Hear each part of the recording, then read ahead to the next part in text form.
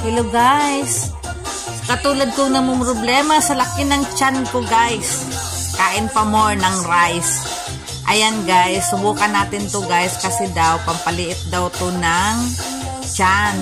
Tapos pangpaano din, pampatibay ng legs. So ayan guys, pang legs at saka pang tiyan daw to guys.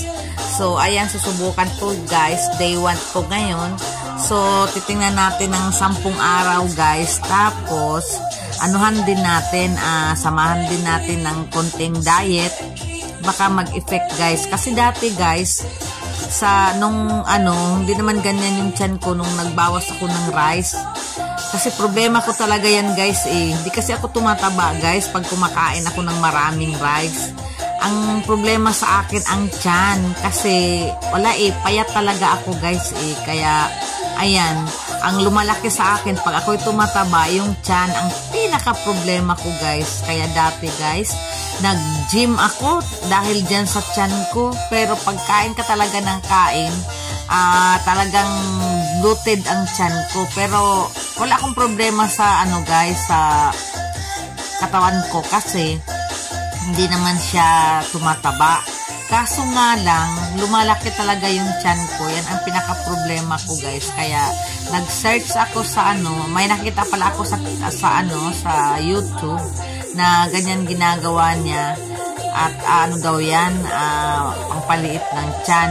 Tapos marami akong nakikita guys na mga sa pagpaliit ng tiyan. Pero mahirap guys So, ito ang pinakamadaling kasi mahilig ako sa sayaw. So, sinubukan ko to.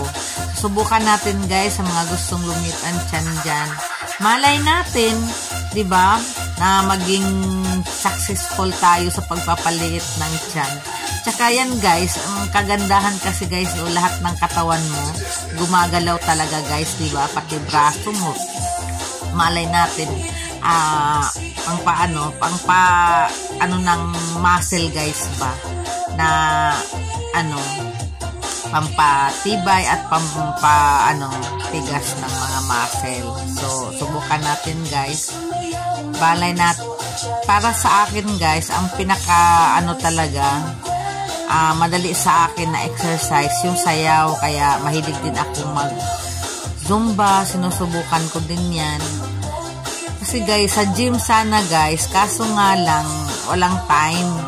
So, susubukan na lang natin sa bahay ang magiging ganito na lang tayo, sayaw tayo ng sayaw.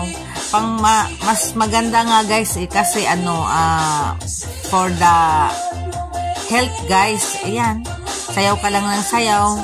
Ayan guys, tingnan mo naman, ang tiyan ko, super laki. Yan ang pinaka-problema ko guys. Lumalaki talaga yung aking guys, dati nawala na yan nung tinanggal ko yung rice. Tapos nag-DXN ako na kape. Ang problema guys, nung na ako, yung tuloy-tuloy ko na yung DXN, parang naging hiyang na ako. Parang nung una kasi parang kinokontrol yung pagkain ko. Nung katagalan guys, naging hiyang na ako sa kape. Ayan, tumaba ako. Kaya tinigilan ko na siya. At saka marami kasing guys, fake dito sa Bahrain. Kaya, ayan, baka na-fake ako doon sa DXN na yun. Kaya tinigilan ko. Ang mahal pa man din guys. Kaso lang, wala nang effect sa akin. Parang naging hiyang na ako. So, tinigilan ko.